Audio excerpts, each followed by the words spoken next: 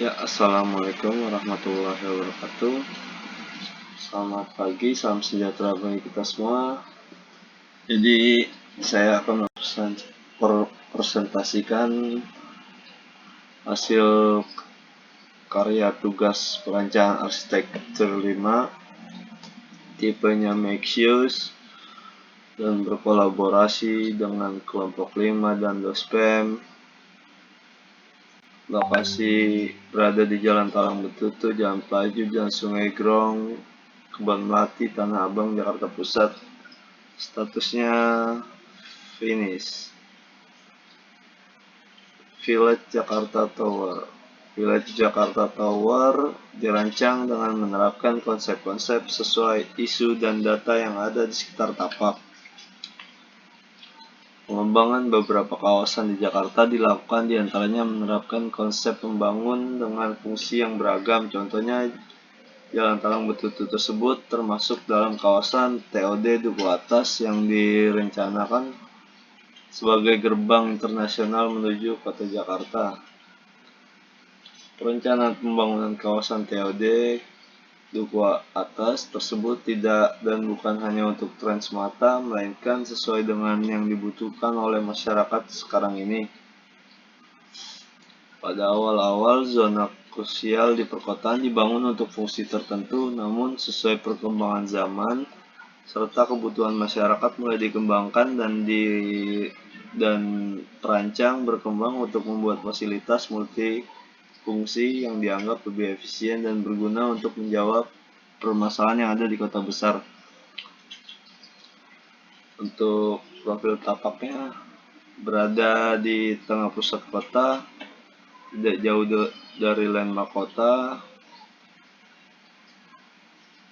dan untuk batas tapaknya utara Tamrin Main Ballroom, Jalan Kota Bumi, selatan Stasiun BNI, timur Jalan Jenderal Sudirman, dan barat Waduk Kebon Melati.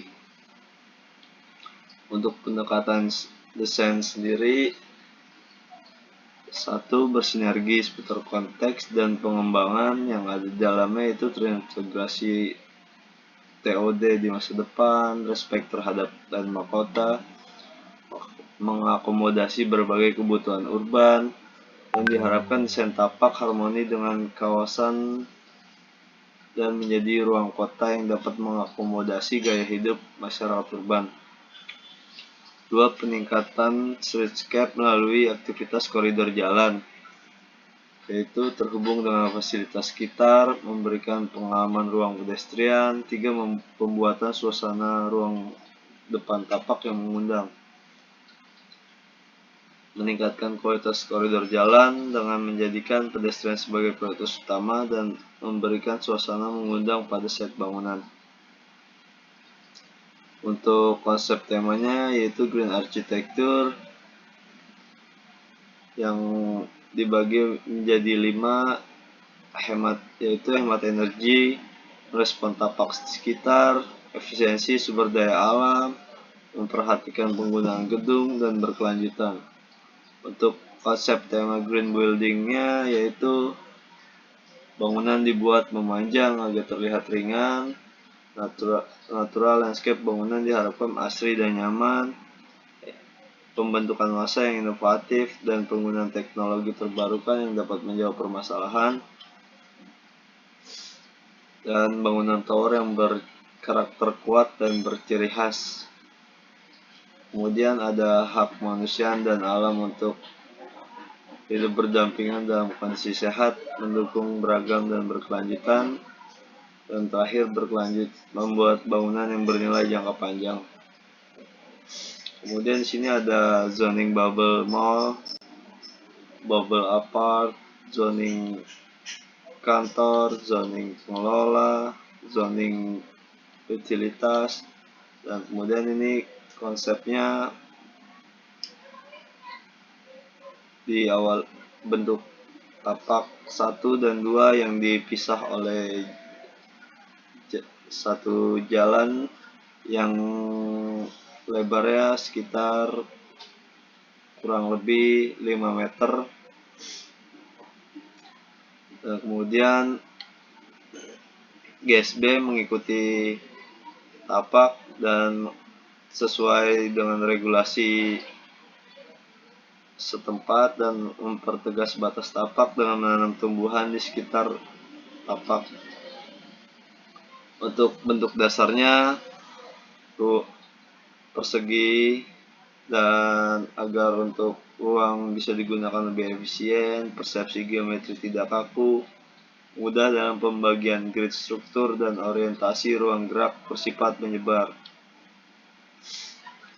Kemudian ada masa yang di-cut untuk kebutuhan sirkulasi dan penambahan aksen lengkung, kemudian di mirror ke masa berikutnya agar terlihat sama dan terhubung dan dapat menjadi focal point yang dapat dilihat dari Jalan Jenderal Sudirman.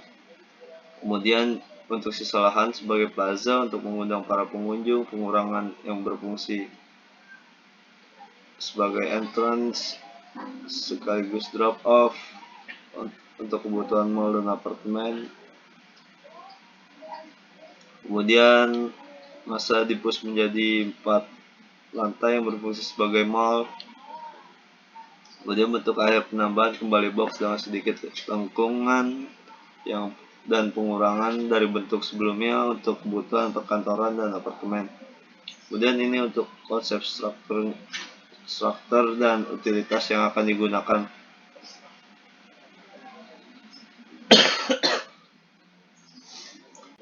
Kemudian ini blok plan-nya masa 1 untuk yang berfungsi sebagai mall dan apartemen.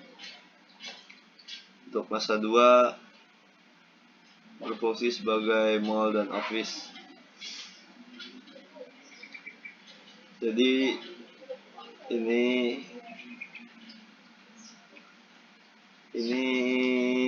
side plan-nya untuk masa yang memanjang. Ini entrance-nya. Kemudian out-nya mereka dari sini. Untuk loading dock-nya saya hanya berikan lay-by, tidak masuk ke dalam tapak. Dan ini untuk masa sebelahnya, ini untuk pengunjung mall, dan ini untuk entrance tenan apartemen, dan keluarnya untuk dijadikan satu.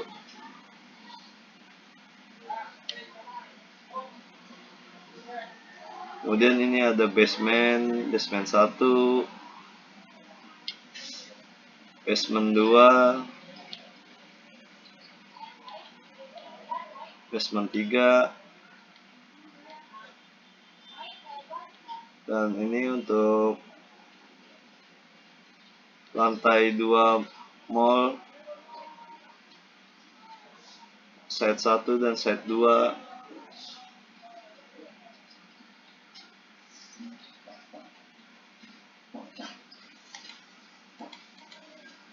Kemudian ini untuk lantai 3 dan 4 terdapat void yang melebar dari void yang di bawahnya, karena kenapa, sesuai kebutuhan. Di tengah itu ada yang tadi di lantai 2 ada tengahnya terdapat drop off, maka tidak bisa selebar lantai 3 dan 4. Kemudian ini side sebelahnya, dan ini untuk lantai 5 sekaligus refuge floor. Terdapat fasilitas fitness, swimming pool, dan untuk dewasa dan anak-anak. Terdapat roof garden juga, dan ini untuk lahan